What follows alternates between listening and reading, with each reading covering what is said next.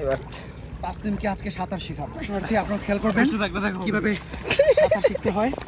একটু টিউটোরিয়ালটা ফলো করুন। 2 হাত ছড়াও, পাখার মতো ছড়াও, মাছের লেজের মতো পা দুটো ছড়াও।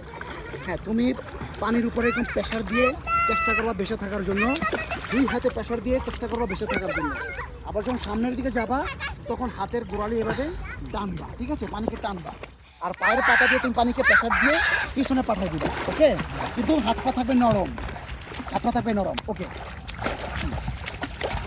আগে ভারসাম্য বজায় রাখার চেষ্টা করো। শরীরের ভিতরে মুখ দিয়ে নাক দিয়ে প্রচুর পরিমাণে তুমি নিঃশ্বাস নাও।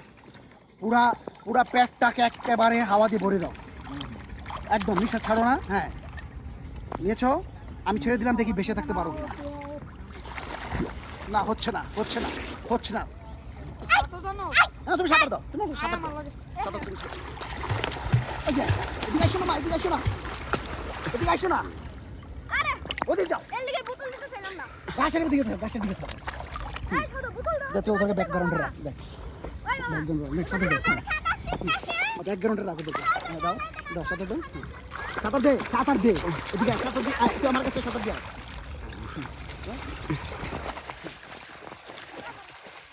হচ্ছে না,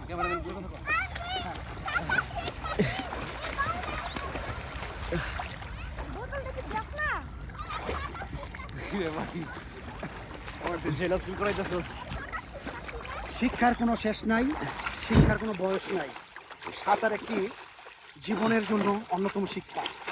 আপনি লেখাপড়া শিখেছেন কিন্তু সাঁতার জানেন না, এই লেখাপড়া দিয়ে আসলে 100% পূরণ হয় নাই আপনার জীবনের সার্থকতা। যে সাঁতার জানে সে হচ্ছে অনেক বেশি সফল। মানুষ তো কখনো উঠতে জানে না, যদি কোনো সাধ্য থাকতো পাখির মতো ডানা মেরে উড়ার, হয়তো মানুষও আকাশে উঠতে পারতো। কিন্তু সাঁতার কিন্তু আপনার লাগবেই। আপনি যেখানে যান সাঁতার আপনাকে অনেক হেল্প করবে। আমার ভাতি তোমার কেমন লাগছে বলো? আজকে সাঁতার শিখতে গিয়ে এসে বলো। প্রফেশনাল কোচের কাছে আসা যেহেতু শিখতেছি, খুবই এক্সাইটেড প্লাস নার্ভাস। কখন কি হয়ে যায় জানি না। কিছু হবে না, তুমি ওর লুঙ্গিটা ছেড়ে দাও।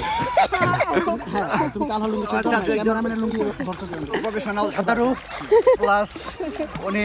প্রিয় দর্শক এবং শ্রোতা, ফর ইউর কাইন্ড ইনফরমেশন, আপনারা তো দেখছেন একদম বৈশাখ মাস, খাঁটি বাঙালিয়ানা। ওর পরনে লুঙ্গি, আমার পরনে লুঙ্গি, হ্যাঁ সাদা গেঞ্জি, প্রত্যেকের পরনে লুঙ্গি আছে। কিন্তু লুঙ্গি কিন্তু সাঁতারের ইউনিফর্ম না। এই জন্য আপনাকে যখন সাঁতারে